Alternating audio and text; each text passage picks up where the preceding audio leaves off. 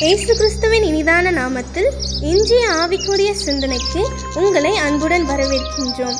இப்போதும் ஒரு பாடலுக்கு பின்பு உங்கள் சிந்தையை தெளிவிக்கும் ஆவிக்குரிய செய்தியை கேட்கலாம்.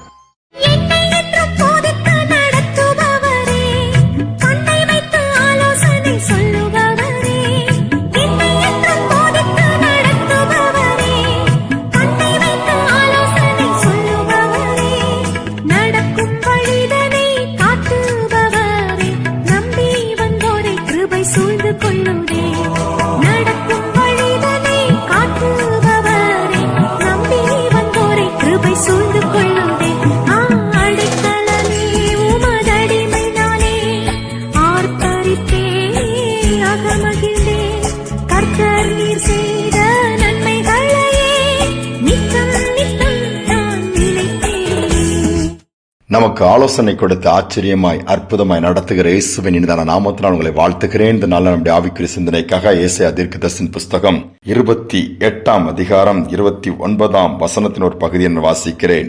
அவர் ஆலோசனையில் ஆச்சரியமானவர், செயலில் மகத்துவமானவர். நம்முடைய ஆண்டவர் ஆலோசனையில் ஆச்சரியமானவராம், செயலில் மகத்துவமானவர். அப்படிப்பட்ட தேவனை நாம் பெற்றிருக்கிறோம்.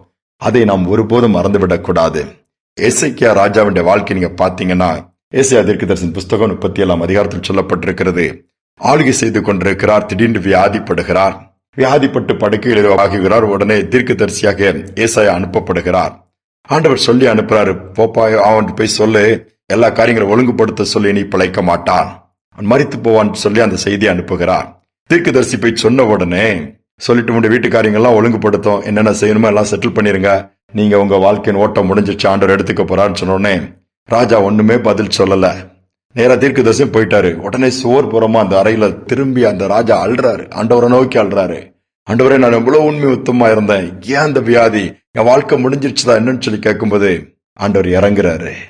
பாருங்க, அந்த தீர்க்கதரிசியை கொஞ்ச தூரம் அரண்மனை தாண்டி போனவன திரும்ப போ அப்படின்னு சொல்லி அனுப்பி விடுறாரு. போய் என்னுடைய தாசனாகி அந்த ராஜா கிட்ட சொல்லுப்பா, திரும்ப ஒரு 15 வருஷம் குட்டி கொடுக்கிறேன், நீ சாகரில் அப்படியே மாற்றி விடுறாரு. அதை யோசித்து பாருங்க. இந்த ராஜா மற்றவங்கிட்ட ஆலோசனை கேட்கலாம். உடனே மந்திரியை கூப்பிடு, ஆலோசகரை கூப்பிடு, அவங்க ஞானிகளை கூப்பிடு, இந்த மாதிரி தீர்க்கதரிசி என்கிட்ட ஆண்டோடைய வார்த்தை சொல்லிட்டு போறாரு, நான் என்ன செய்யறது, இடத்துல எதெல்லாம் ஒழுங்குபடுத்துறது, எப்படி செட்டில் பண்ணது, என் வீட்டு காரியங்கள் இதெல்லாம் இன்னும் குறைவு இருக்கு, இதெல்லாம் நீங்க பாத்துக்கணும்.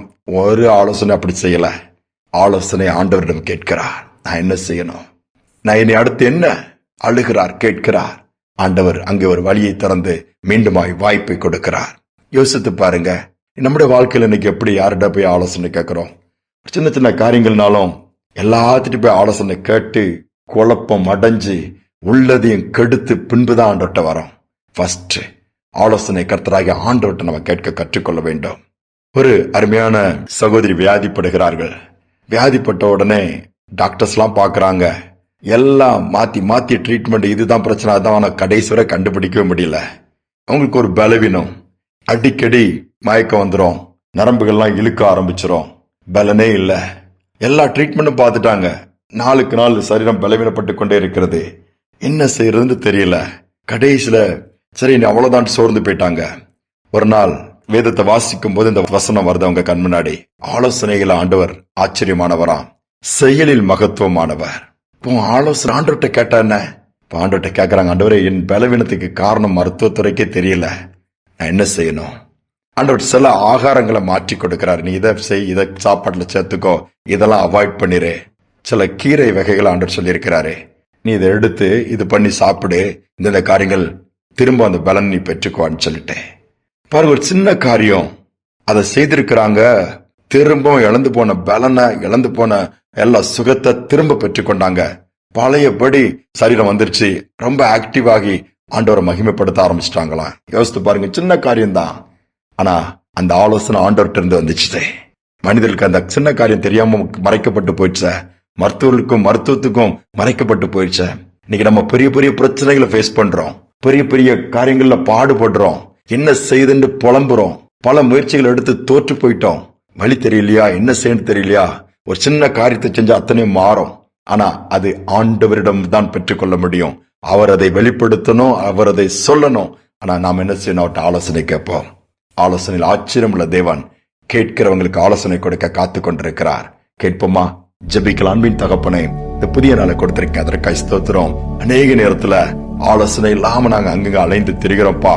ஆலோசனை இல்லாத இடத்துல ஜனங்க கெட்டு போயிருவாங்கன்னு வார்த்தை சொல்லுதுப்பா. ஆலோசனை பெருகிற இடத்துல அங்க நன்மை இருக்கும், சமாதானம் இருக்கும், ஆசீர்வாதம் இருக்குப்பா. இன்னைக்கு ஆலோசனை அற்ற நிலைமையில தான் இன்னைக்குள்ள குடும்பங்கள் இன்னைக்கு சிதறி போய் கிடக்குது. ஆலோசனை கேட்க யாருமே இன்னைக்கு பிரியப்படுவதும் இல்லப்பா. உலக பிரகாரமாக ஒவ்வொரு சொல்றத அதைத்தான் அடையணும், பார்க்கணும், செய்யணும்னு ஓடிக்கொண்டிருக்கிற இந்த காலகட்டத்துல நாங்க ஃபர்ஸ்ட் உம்மிடத்திலிருந்து ஆலோசனை நாங்கள் பெற்றுக்கொள்ள உதவி செய்யுங்கப்பா.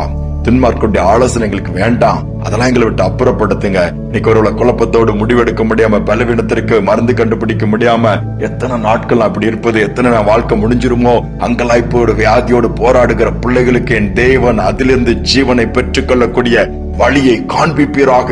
ஒரு அற்புதத்தை செய்வீராக. செயலில் மகத்துவமானவர் அல்லவா, அவருடைய செயல் வெளிப்படட்டும்.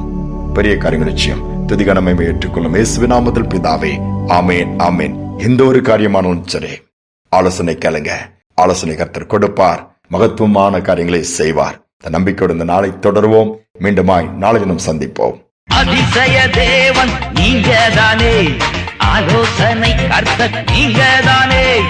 அதிசய தேவன் நீங்கதானே, ஆலோசனை கர்த்தர் நீங்கதானே. இயேசு நீங்க இருக்கையில நாங்க சோர்ந்து போவதில்லை. இயேசு நீங்க இருக்கையில நாங்க சோர்ந்து போவதில்லை.